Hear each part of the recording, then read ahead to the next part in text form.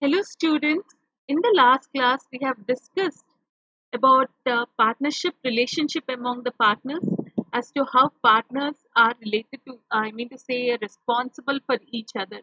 In similar sense, both of them hold principal agent relationship. Then we have discussed about as to how a partnership property is to be taken into consideration.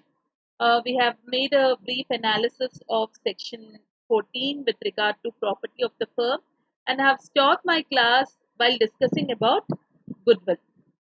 Okay, goodwill with regard to section 14. Now that the goodwill is completed, we have treated that as a property. Now we'll talk about application of the property of the firm. Okay, as per section 15. The application of the property of the firm is in case if the property of the firm had been used specifically by partners, or if the property of the firm had been specifically used by the partners for their own purpose, personal purpose, then then in case out of that particular personal purpose, if the partner earns a gain, then that particular partner has to give his profits to the firm. Why? Because he has used the property of the firm. It's as simple as this. Like they have used the firm's property. Let's say there is this petrol drilling machine. A firm is having a petrol drilling machine. A partner has used that petrol drilling machine elsewhere. So whatever petrol was drilled, do you think the partner is supposed to just take it as personal? This particular section says no. What it says is in such situations, the partner has to return back that petrol drilling machine as well as pay certain rent to the partnership firm. Unless and until if anything is mentioned in the contract. Money previously in the partnership deed itself, if it is mentioned that a partner can use so and so petrol drilling machine for their personal purposes, then it is not necessary. But in case nothing has been mentioned, but a partner quietly sneaks in or just comes into the firm, takes away one of its machinery and uses it for his personal purpose, then then definitely that particular partner has to take or pay a rent. Subject to contract between the partners, the property of the firm shall be held and used by the partners exclusively for the purpose of business only. Please underline this. This one has been further discussed in section 16 as well. What does section 16 tell you? The one which I have just discussed. As per section 16, in case if a partner derives any profit for himself from any transaction of the firm or from the use of the property or business connection of the firm or firm name, he shall account for that profit and pay it to the firm. He has to pay it to the firm. And if a partner carries on any business of the same nature as in competing with that of firm, he shall account for and pay to the firm all the profits made by him in the business. Okay, did you get it? If a partner derives any profit for himself from any transaction of the firm or from the use of the property or business connection of the firm or firm's name, he shall account for that profit. This one just now as I have explained it to you with regarding to that petrol drilling machine, whatever is the profit along with the rent has to be paid by the partner.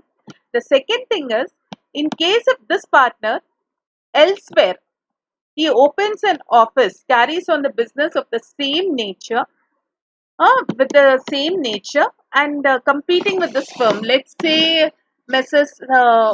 Padmapriya and Co. is the name of my firm. One of the partner is there. Let's say Miss X.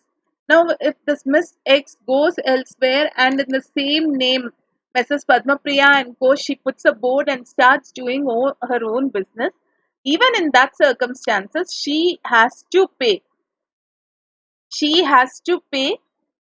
I mean to say, she has to give all her profits to the main firm. That is Mrs. Padmapriya and Co. See, the question is she's using the name of Mrs. Padmapriya and Co.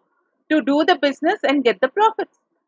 In such situation, definitely this partner, Miss X, has to account for and pay Mrs. Padmapriya and Co. all the profits made by her. So this is what is with regard to personal profit earned by the partners using the firm's property or firm's name. This is given in section 16, and we can discuss this further in the example given in your study material. What does it say? I'll just read it out. It's a simple one. You can just listen, and in case if you have doubts, please message me. A, B, C, and D established partnership business for refining sugar. A, who himself was a wholesale grocer, was entrusted with the work of selection and purchase of a sugar. So, as a wholesale grocer, A was very well aware of the variations in the sugar market and had the suitable sense of propriety. Propriety means what? Choosing the correct product or choosing the right thing as regards purchase of sugar. He had already in stock sugar purchased at a low price, which he sold to the firm when it was in need of some, without informing the partners that the sugar sold had belonged to him. It was held that A was bound to account to the firm for the profits so made by him. This rule, however, is subject to contract between partners. Yeah, see now this Mr. A is a partner wherein other partners are B, C, and D. So he is also a grocery person. He was interested with the job of purchase of sugar, right? So what this person did was he very well bought sugar when the market price was very low from his personal funds, and then again the same sugar what he bought he sold it to the firm. He did not inform anything about this transaction. He just said, see, I bought sugar, this is the price. He didn't quote the name of the seller. Why? Because the seller was him itself. In this case, A definitely was bound to account to the firm for the profits made by him. Why? Because A was acting on the firm's property. Yeah, why? He is a partner of A. Okay, he is the partner of A and partner of this AB partnership firm started by ABCD, and he is obtaining a benefit or a profit because of a transaction of the firm. That's what, please underline this. He is obtaining a profit for himself from a transaction of the firm. Because of this, as it relates to the firm, he is definitely bound to account for the profit and pay it to A, B, C, and D. Even in the case of a partner on a competing business, that's it. We'll go for this particular example. A, B, C, and D started a business in partnership for importing salt from foreign ports and selling it at Chittagong. A struck certain transactions in salt on his own account, which were found to be of the same nature as the business carried on by the partnership. It was held that A was liable to account to the firm for profits of the business so made by him. Similarly, this rule is also subject to contract between partners. What do you mean by it? A, B, C, and D are partners. Now they are importing salt from other countries and they are selling it here in Chittagong. But what happened? A nicely, including the salt purchased for the partnership firm, he started purchasing salt for his personal purpose, and again started selling it. He started involving in certain transactions. Okay, and these transactions were in the nature of importing it from foreign countries and selling it. So, thing is, he was doing it in what name? The name of the partnership.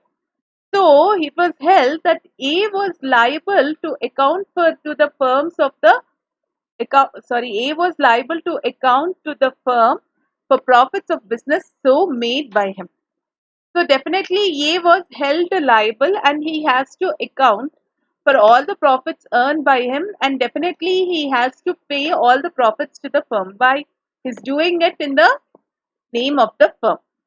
Are you clear? I'm talking about property of the firm in case if it has been used by the partners for their personal purposes, then whatever is the profit earned by them in those transactions, definitely they are supposed to pay back those profits to the firm. Hope you're clear with it. Now we'll discuss about the rights and duties of a partner after a change in the firm. What do you mean by a change in the firm? What is meant by change in the firm is usually influenced by change in the number of partners, or in case as we have discussed in the previous session, in case if it is decided by the tenure of the firm, fixed tenure, in case if the partnership business is for a fixed tenure, in case if that particular fixed tenure is over and still the firm wants to continue, then it is called as change in partnership firm. So when do you call it as change in partnership firm? Change in partnership firm is usually effected when a new partner or partners come in. In case of some partner go or partners go out, either by death or retirement. In case of the partnership concern carries on businesses other than business for which it was originally formed, money it will be diversifying its business.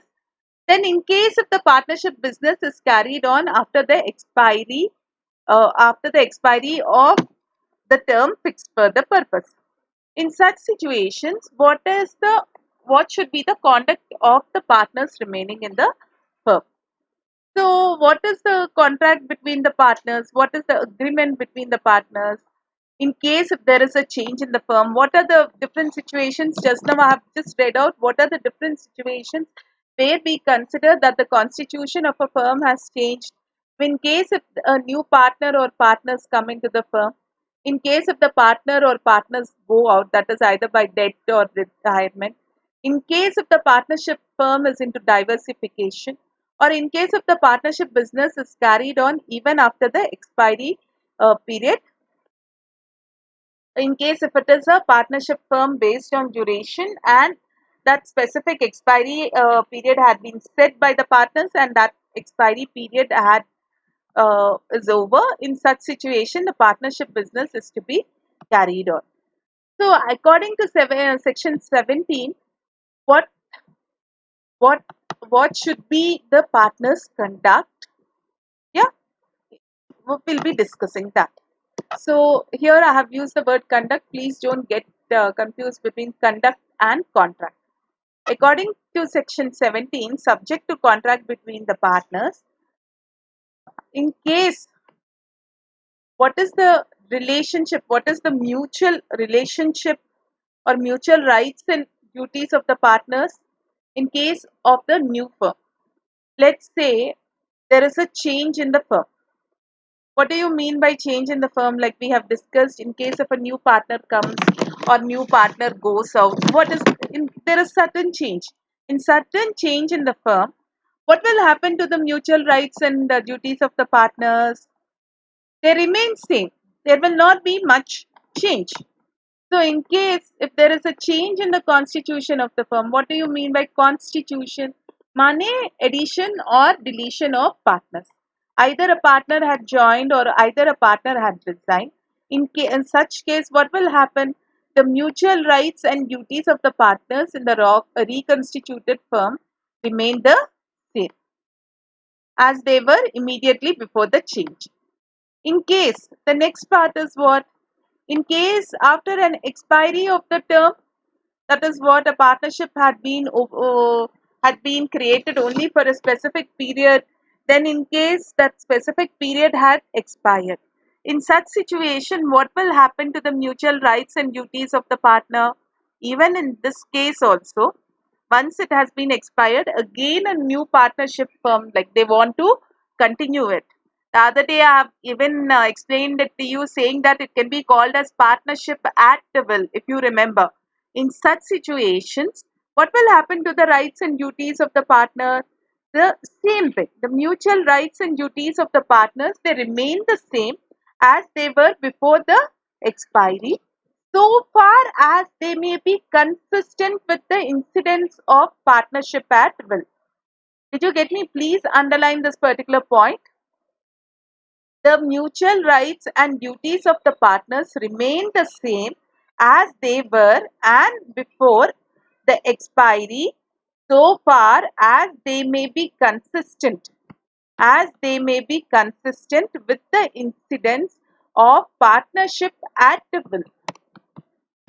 Yeah, as they may be consistent with the incidence of partnership at will. What do you mean by that? In case the partnership is being continued even after the expiry of the term. But usually this partnership looks similar to the previous partnership. Yeah, with the incidents.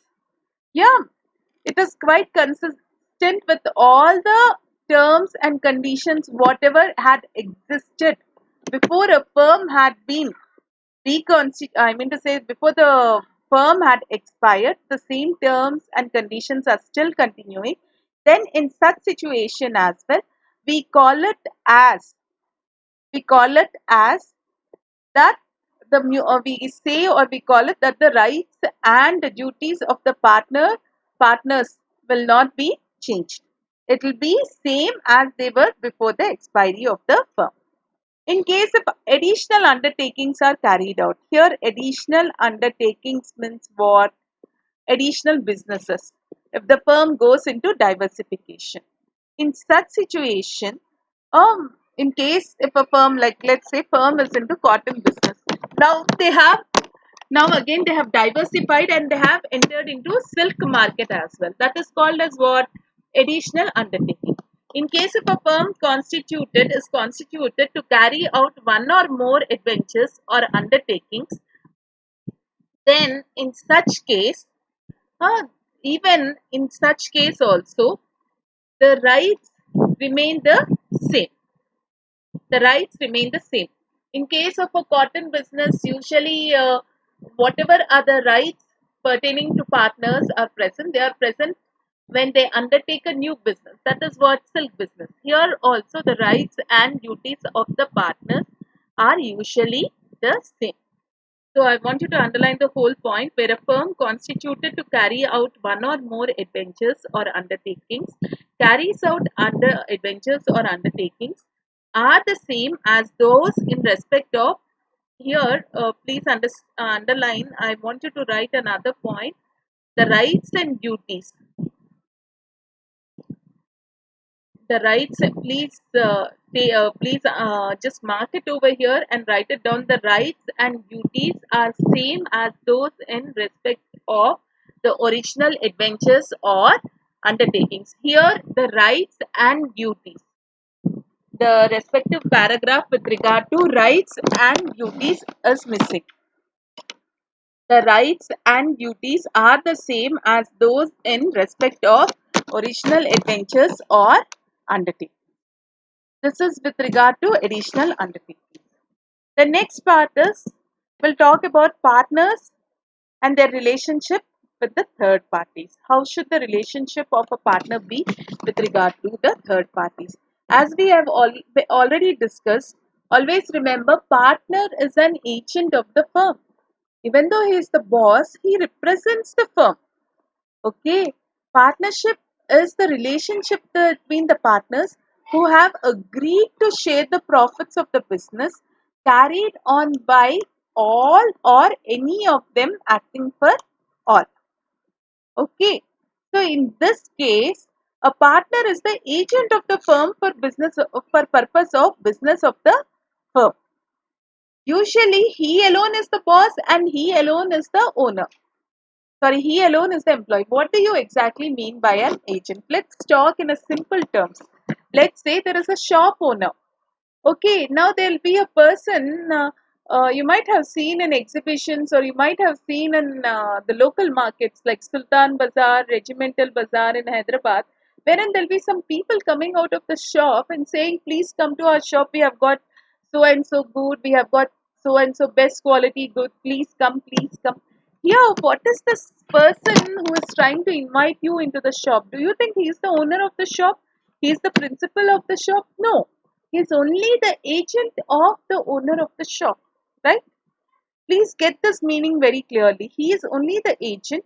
He acts on behalf of the principal for which he gets the salary. Okay, that is called as agency. If you have understood this particular part thoroughly, then my job will become easier. So, in a partnership firm, also, a partner cannot sit on top and say, I am the principal because I have contributed capital.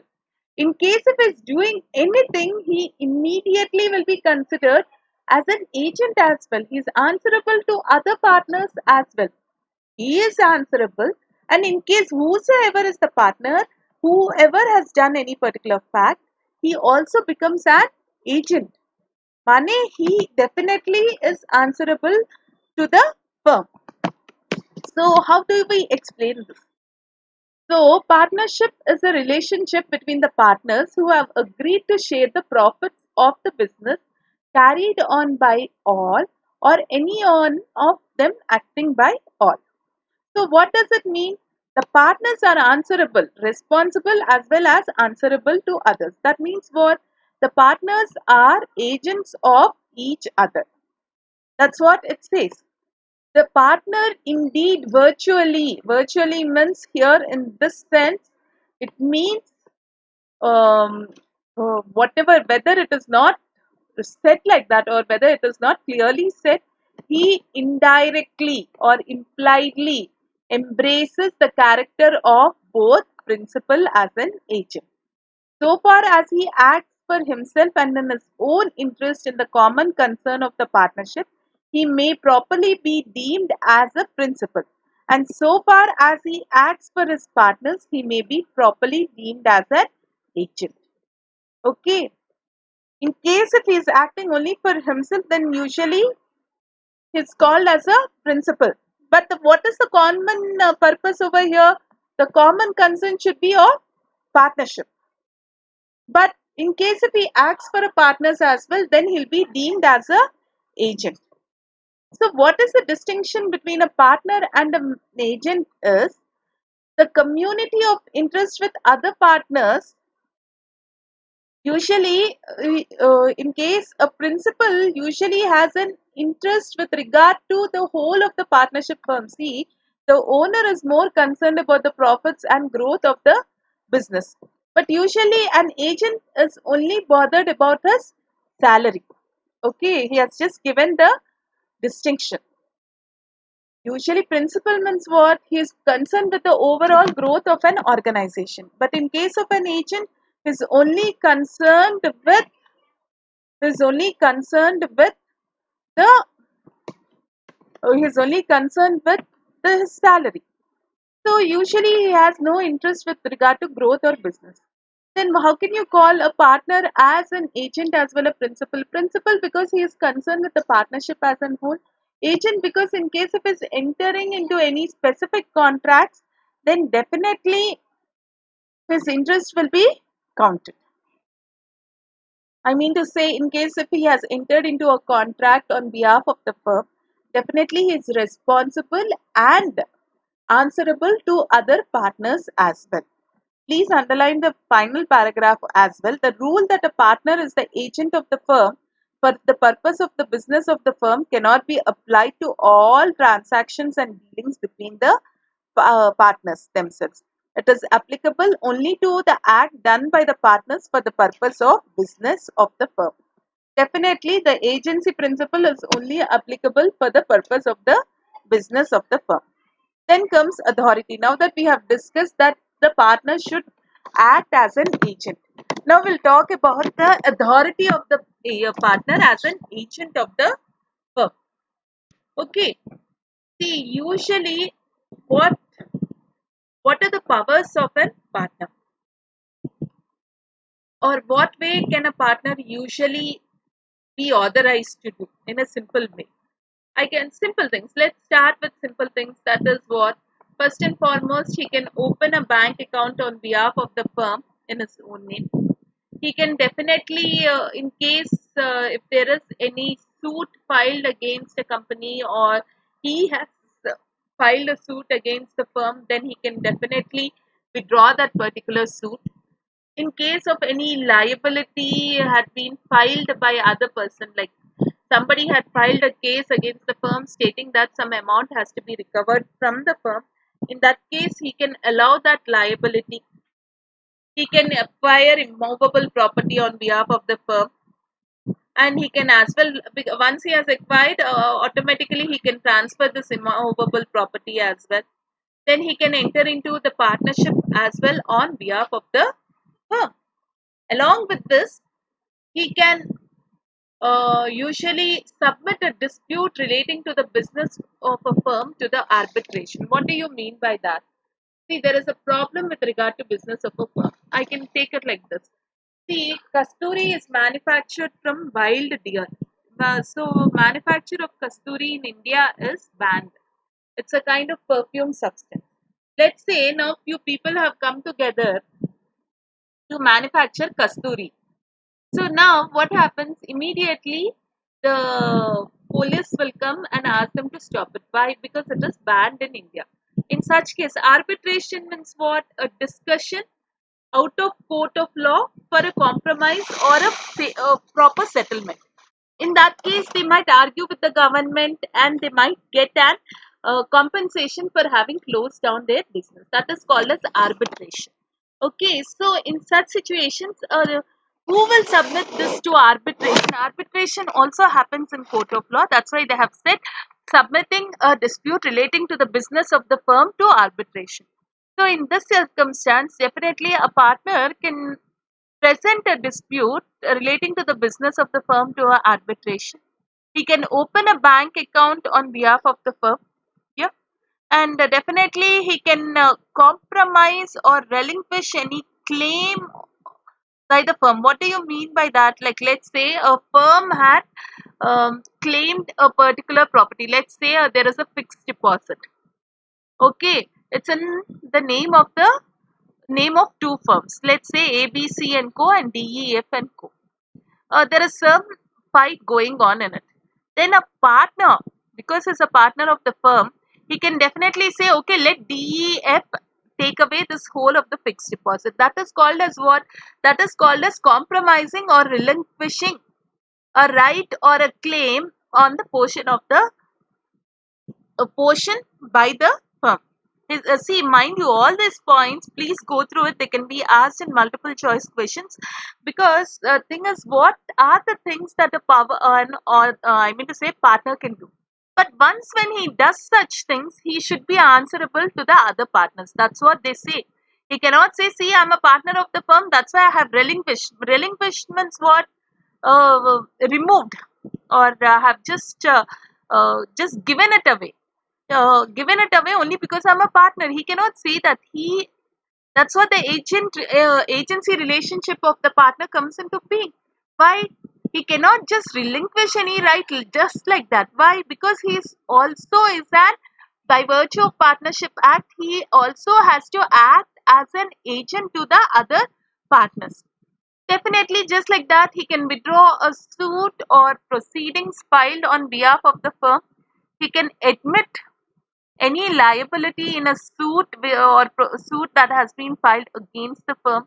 He can acquire immovable property on behalf of the firm. Yes, he can transfer any immovable property belonging to the firm, or he can enter into partnership on behalf of the firm. Yes, he can do that. See, two partnership firms can open another partnership firm as well.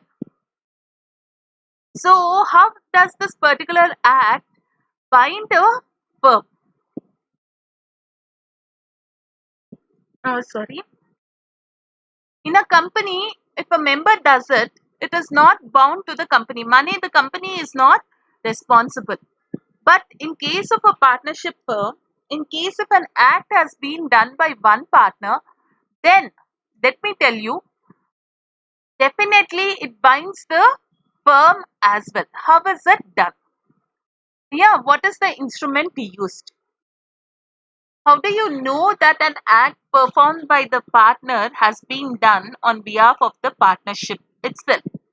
So, in this case, what the Act says or what Section 22 says is, in case if a if a partner has to bound the firm with his act, then he has to act on the capacity of the partnership firm and not in his individual capacity. That's what he tells you. In order to bind a firm, an act or instrument done or executed by a partner should be done or executed in the firm's name, not in his individual name. In that situation, usually it becomes the act done by the partnership firm, and it does not belong to one single partner itself. It belongs to all the other partners. That is what, see, a partner has an authority to do certain actions, like what, opening a bank account, filing a suit, or admitting a suit, or relinquishing a right, all these things. See, when he's doing these, how do you know it has been done by him individually, or how do you know it has been done in his individual capacity or his partnership capacity? In case if he wants to bind the firm, then in such case, bind means what? He wants the firm to take the responsibility. Then how will he do that? He actually acts. He says for Messrs XYZ and Co. and signs it as X. That is called as mode of doing an act to bind the firm. So please underline this. In order to bind a firm, I'm just asking you to underline the main points so that it will be easier for you to understand. The other points also are important, but just try to underline the main points. In order to bind a firm, an act, sorry, 1 second.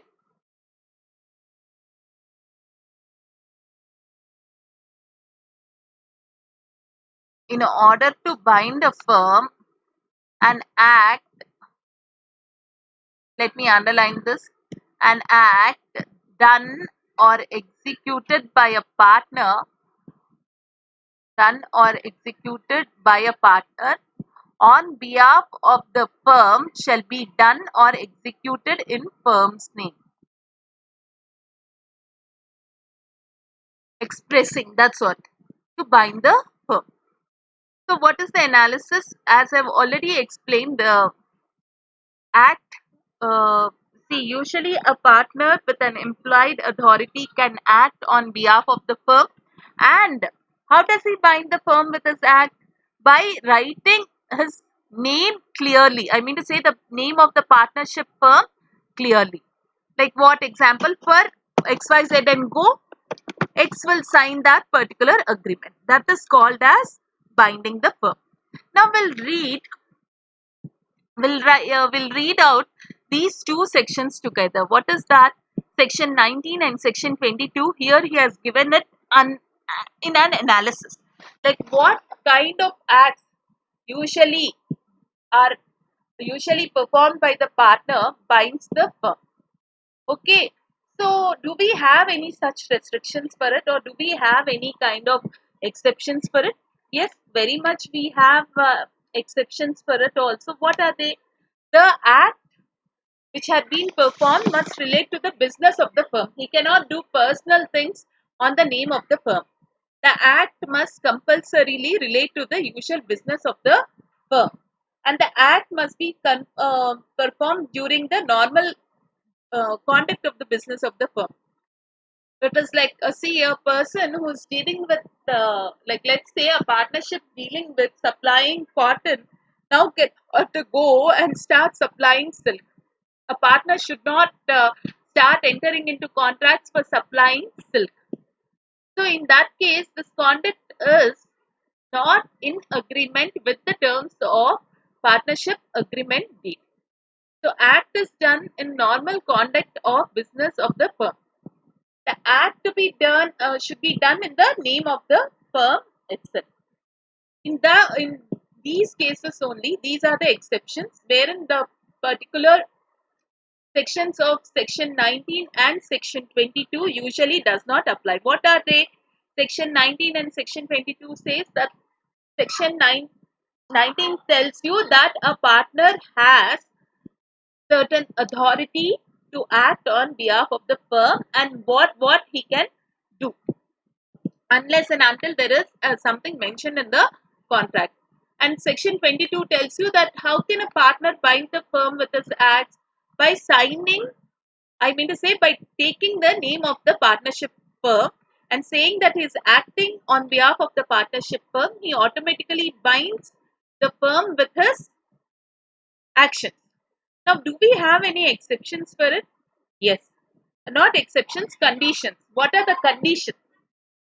See, whatever act the partner is doing should be for the business of the firm. It should relate to the usual business of the firm, and it should be within a scope of authority which is mentioned in the partnership deed.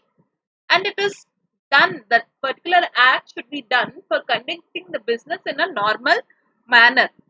And most importantly, this particular act should be done in the name of the firm itself. So, we'll discuss this with an example which has been given in the next page.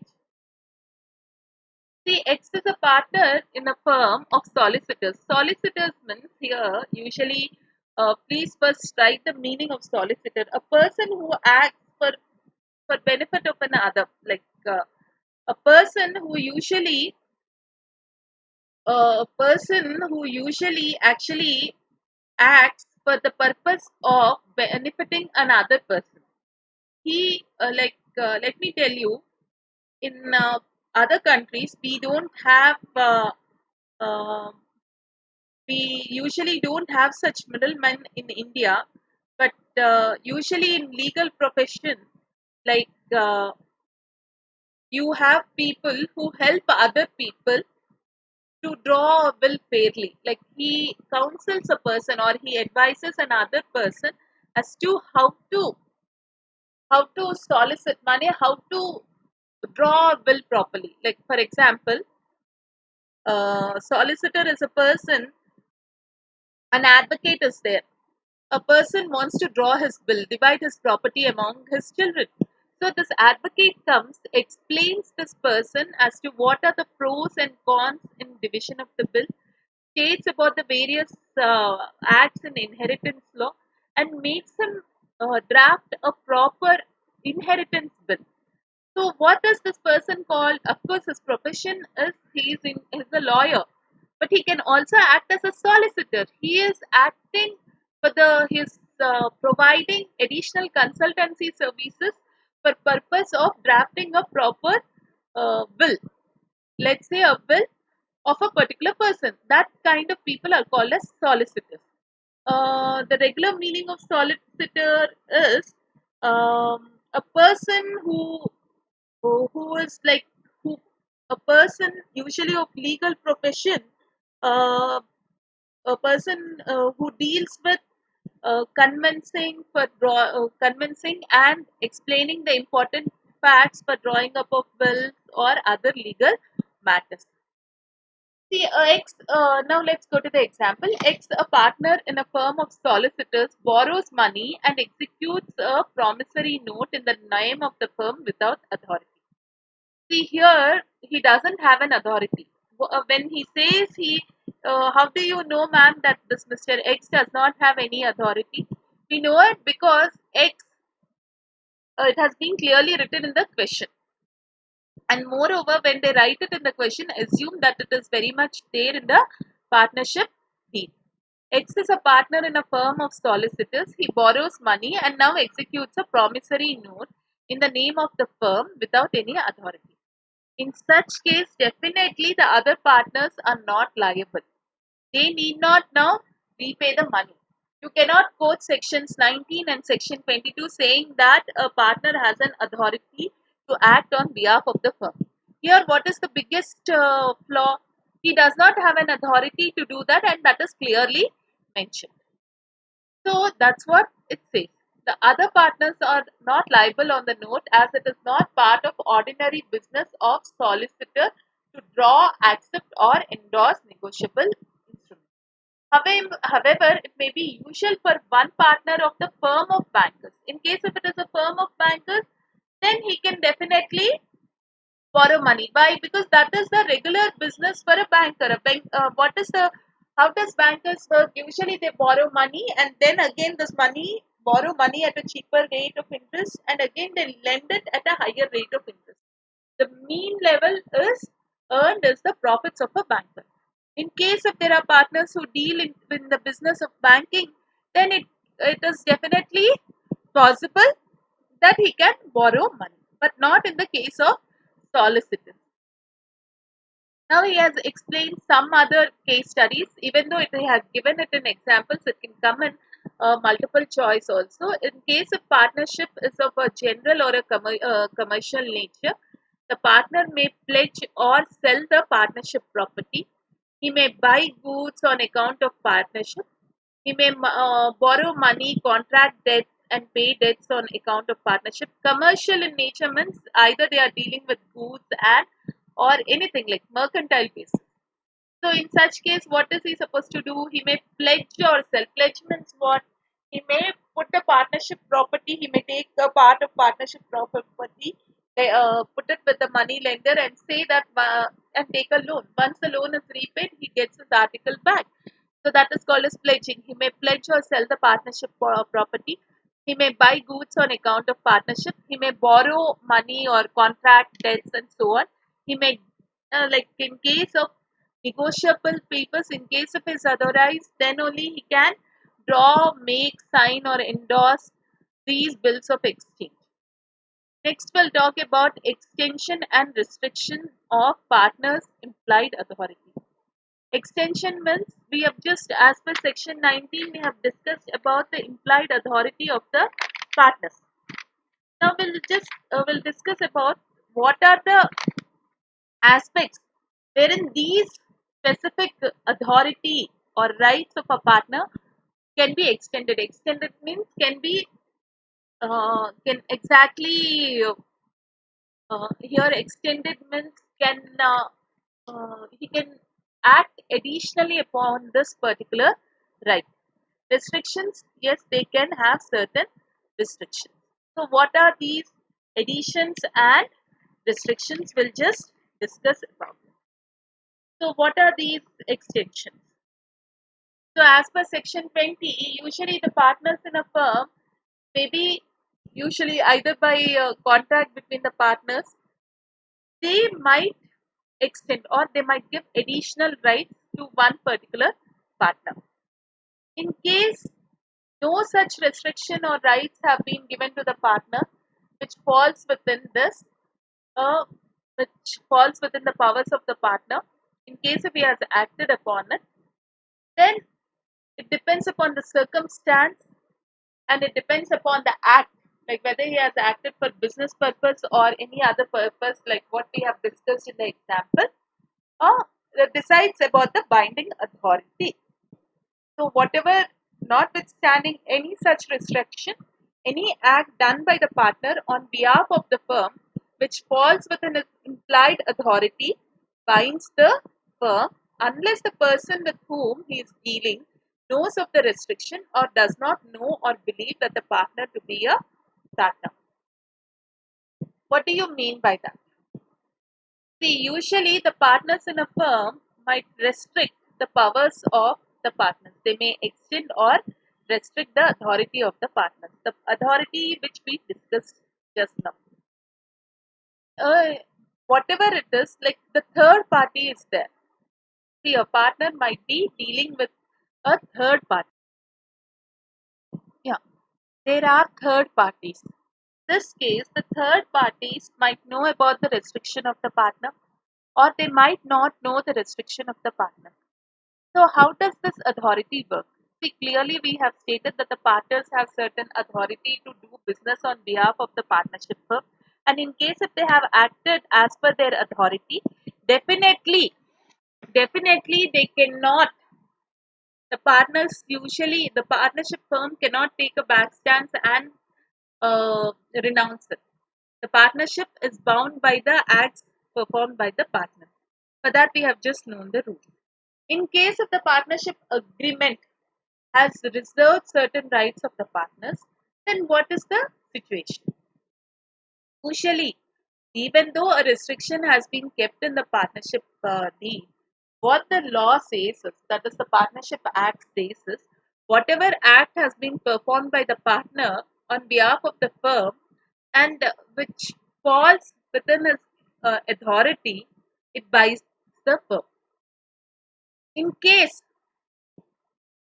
yeah, in case if the third party knows about the restriction, or even though in case if the third party knows about him about the restriction, then the partnership firm is not bound by the act performed by the partner. But what he says is, what the act says is, in case implied authority, whatever we have discussed in section 99, if the partner had performed that act and the third party does not know about the restrictions of this partner, then the partnership firm will be bound by the act of the partner.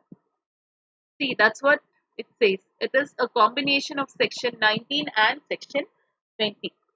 See, whatever is the act performed by the partner on behalf of the firm, whether if it falls under his implied authority, even though the restriction had been given in partnership D, let me tell you, this particular uh, restriction will not avoid the firm not being bound by the action of the partner. The firm will be bound. When the firm will not be bound, when the third party knows that this particular partner had been restricted to act on behalf of the partnership firm, then only the partnership firm will not be bound. If the third party does not know, and if the partner had acted on his implied authority, where do we find in section 19? If the partner had acted upon his implied authority, then obviously his actions bind the firm. So please underline this particular point. Okay, so analysis has been given over here.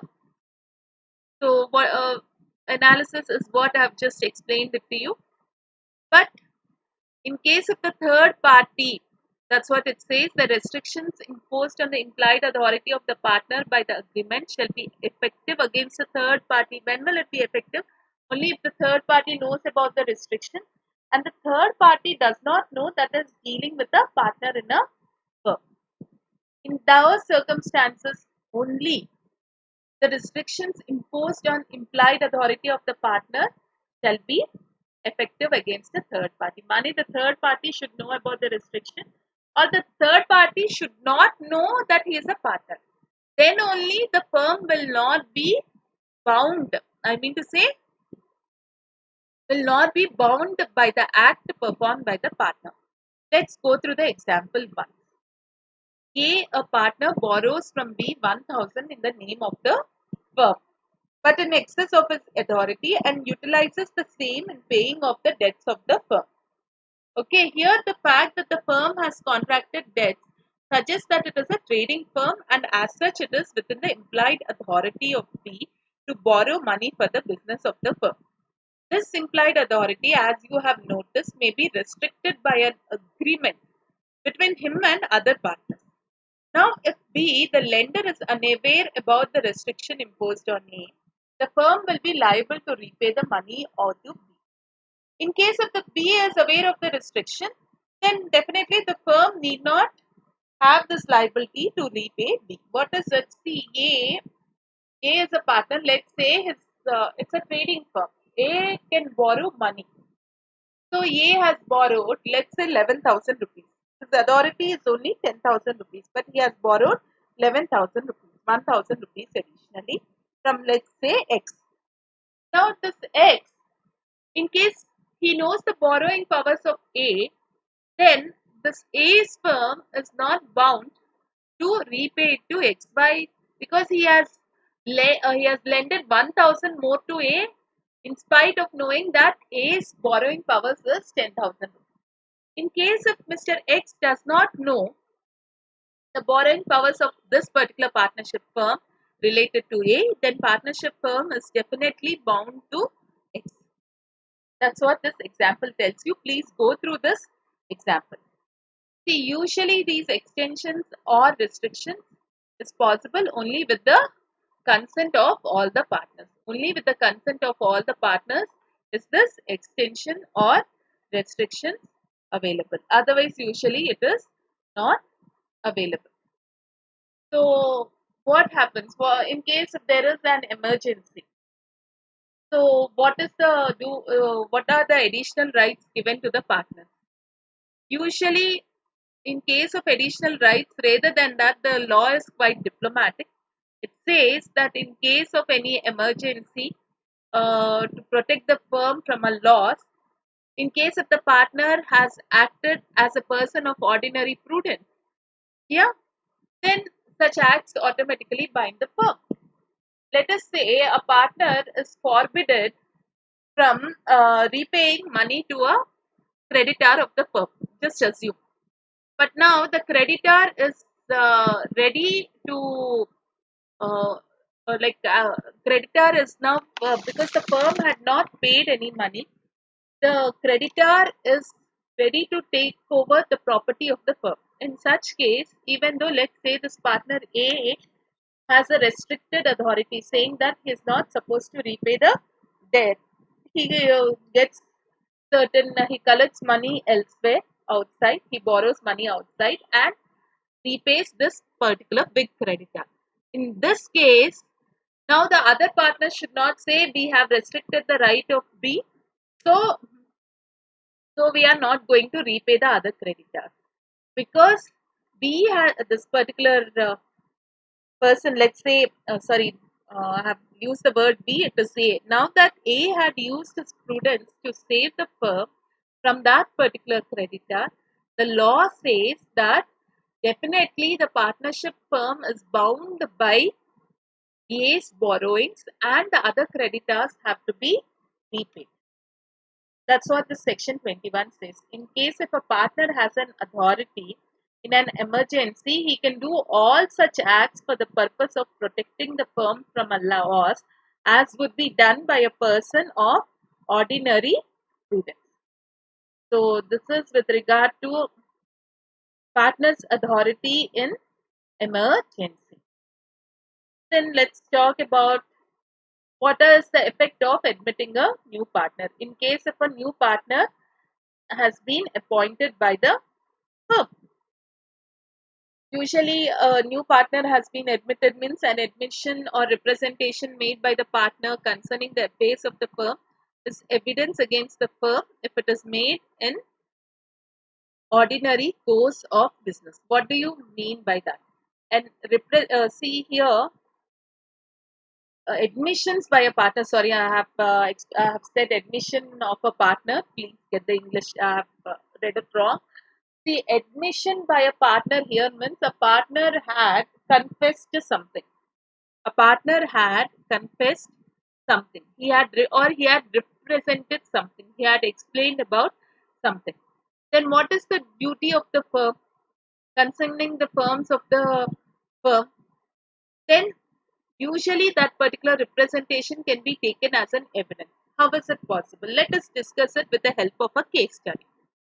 This effect of admission by a partner means a confession or a small statement made by a partner to his partnership members. Let's take an example.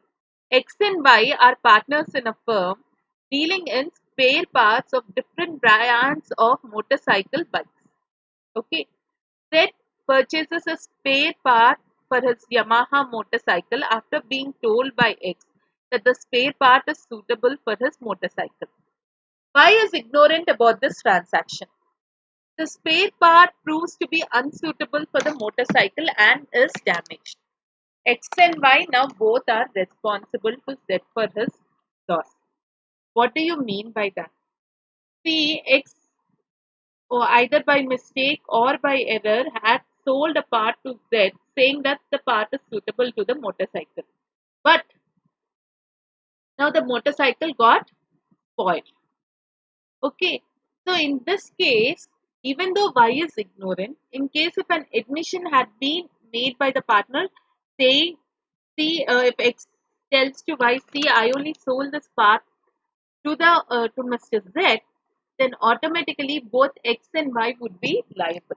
Okay, in case if a partner makes a clean admission of whatever he has done, what this law says is automatically the other partner also becomes liable. See, it looks quite, I can call it as uh, quite partial, but still the law says that. Let's say X and Y are two partners. X had sold the wrong part to Z. Now X had confessed the same or admitted the same to Y. In this situation, automatically both X and Y will the become liable to make good this Z's loss.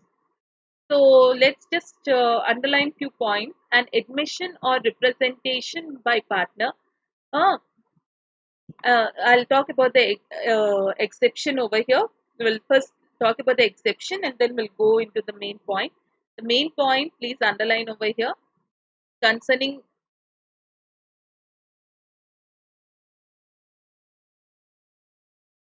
an admission or representation by a partner will not, however, bind the firm if his authority on the point is limited, and please note down this is quite important, is limited and other party knows of the restriction.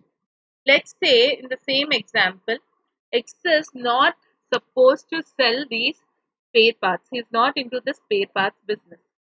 But still he sells the same to Y. And he still sells the same spare part to Z. Z very well knows that X is not the partner who is involved in selling.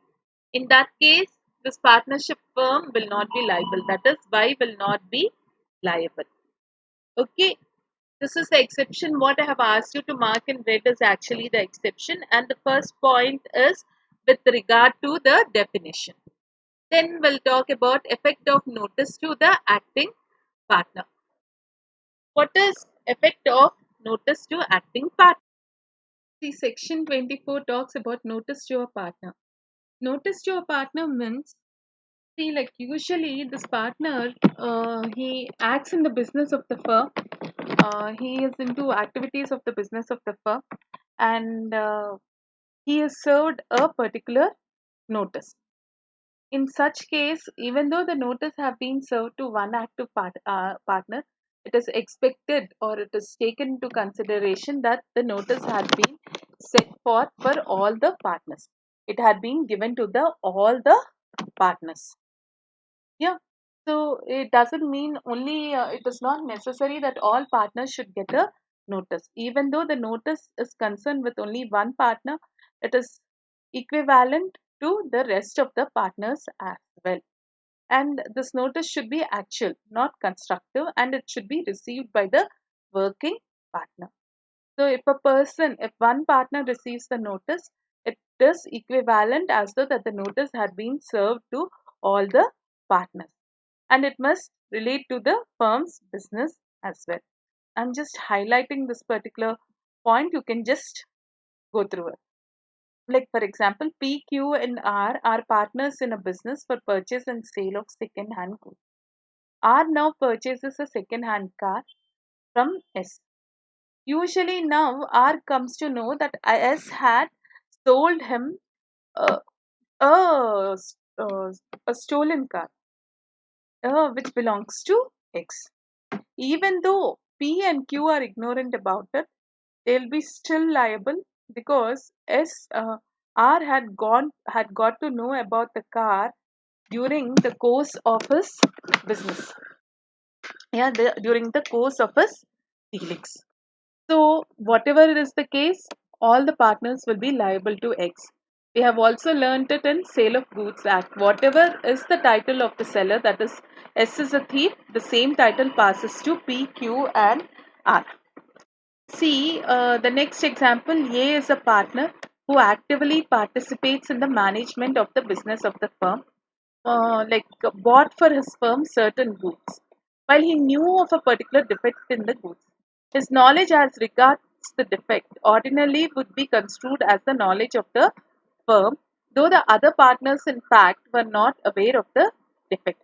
But because A had, in league with the seller, conspired to conceal the defect from other partners, this particular rule will become inoperative. See, A fraudulently had not informed about the defect in goods to his other partners.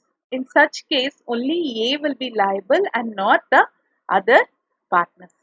With this, I close the session for today. In case of any doubts, please let me know. Thank you.